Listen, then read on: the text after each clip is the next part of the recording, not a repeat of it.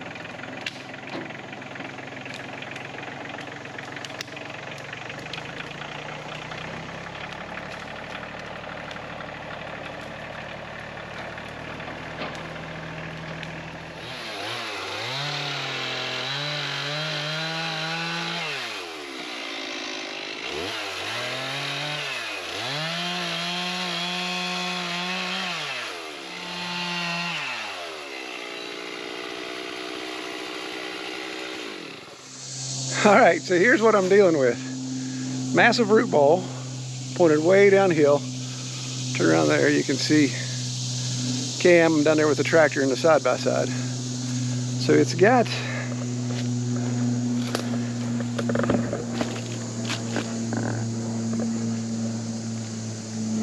a pretty decent saw log in it.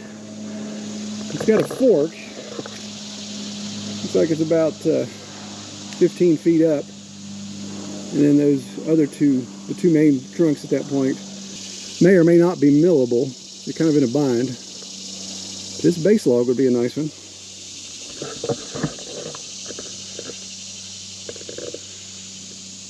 The trick, of course, is releasing this without the root ball flat Stanleying me. So we'll look and see if we can do some things to shore it up a little bit more before we try to make a cut.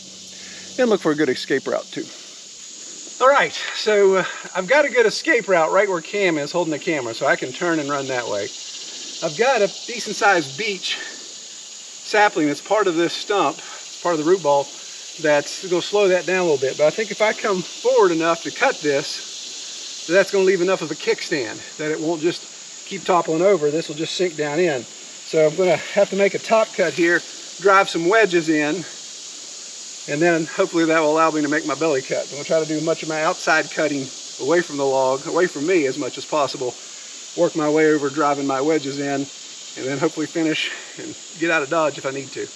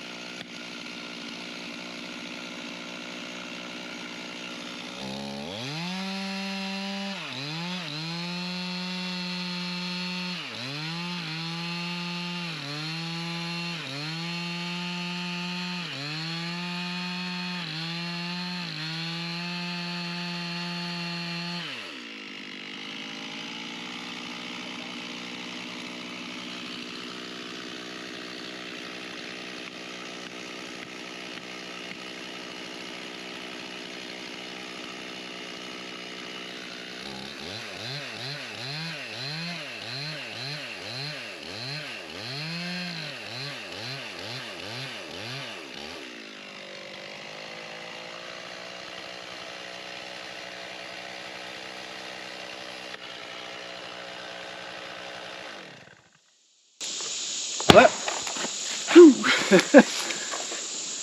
see, that was very anticlimactic. She's loose and is laying down in there. We're not going to monkey around it too much. I'm going to go down and chain up and see if I can just pull the majority of that stump down, of the log down, and just get out of the way of it. If I lose a wedge, I lose a wedge. I am going to reach in and grab my hatchet though. All right, so let's get off the hill.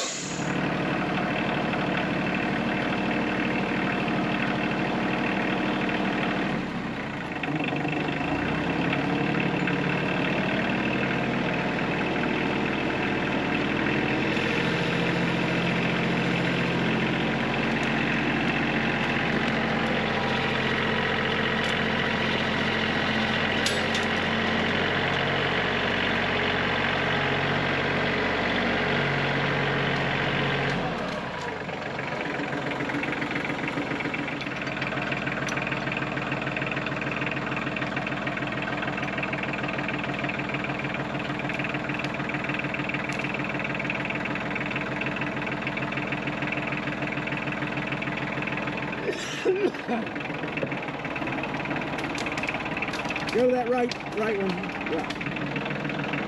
Yeah. Need more? All right, watch out. We'll climb the mountain here.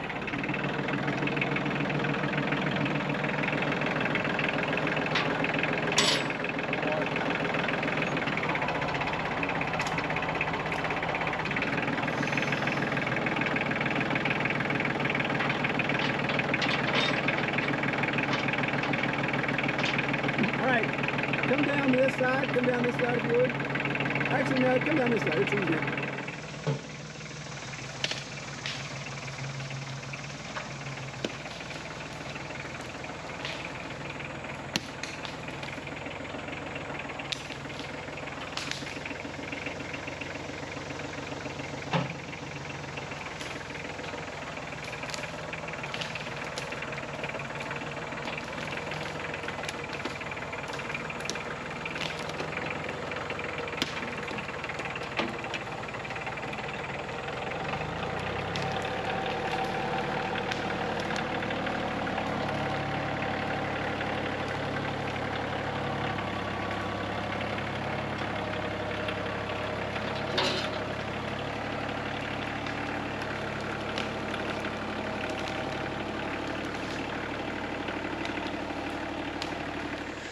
That's a lot of work for a scruffy looking pine tree. All right, so we've got it down here to where I can get to it. You can see you got a really big fork here. And Yeah, that's the bad thing about these pines, or any tree for that matter, where that crotch came together. You can see it had multiple crotch things going on here. So that's going to be weak wood all through there. So we'll cut that. It still gives us plenty of log to mill with. And I think some of this, the way this straightened out, I think these two uppers may be millable as well. So we're going to take them all down. I'm not going to leave any behind here.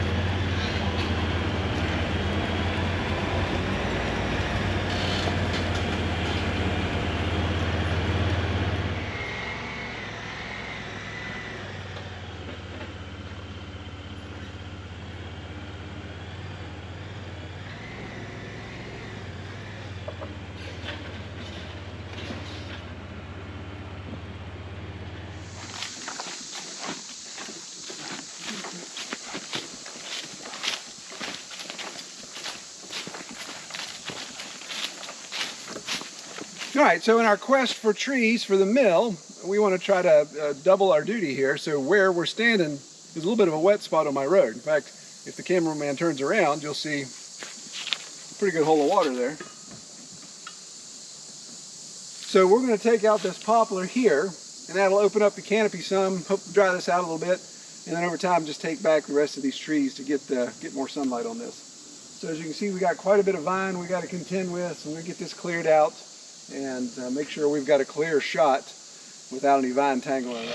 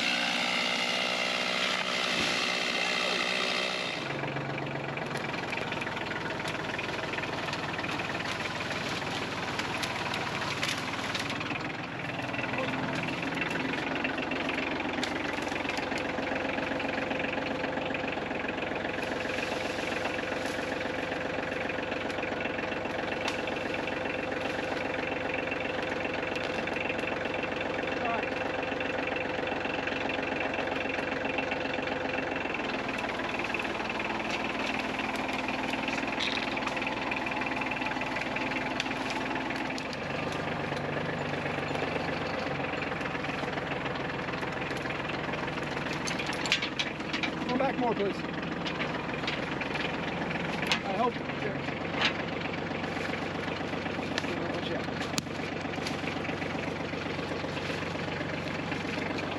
All right, pull forward, easy. If you feel the front, you come out, just slam on the clutch, okay? I'll lower it back in.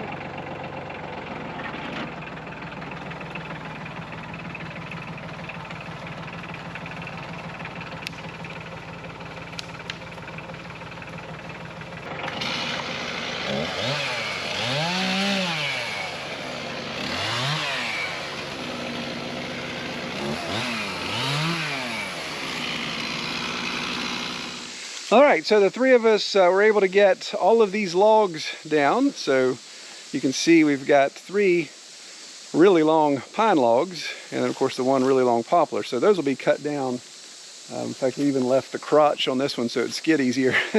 So we'll buck those up and be ready to mill them soon. The poplar is pretty long and narrow, but I think we're going to be able to get a good yield out of it. So that's not too bad for, you know, having to fell one tree and then something else already laying on the ground. And that thing was actually still growing a little bit, or still alive at least, because it wasn't dry or brittle at all. So were you able to get your brush pile all burned up? Ooh, that's a sore subject. Well, I got it started. Yeah. That may be a couple of weeks process. Yeah, definitely too green. Too green in the fact that all the stuff we cut was green, and then too green in the fact that we've had all this rain and everything was juicy. But we'll come back to it. Now, I do want to point out, if you guys were watching the channel when we did that land clearing up there at the retreat about 3 weeks ago, was when that video would have been, you would have noticed that a lot of those trees were covered in poison ivy. And Kelly and the boys are like, well, we don't get poison ivy, so we can do it. I get it like crazy. I can just look at it and get it. So they stepped in, did a great job pulling all the poison ivy out of the way, putting it on the pile and everything.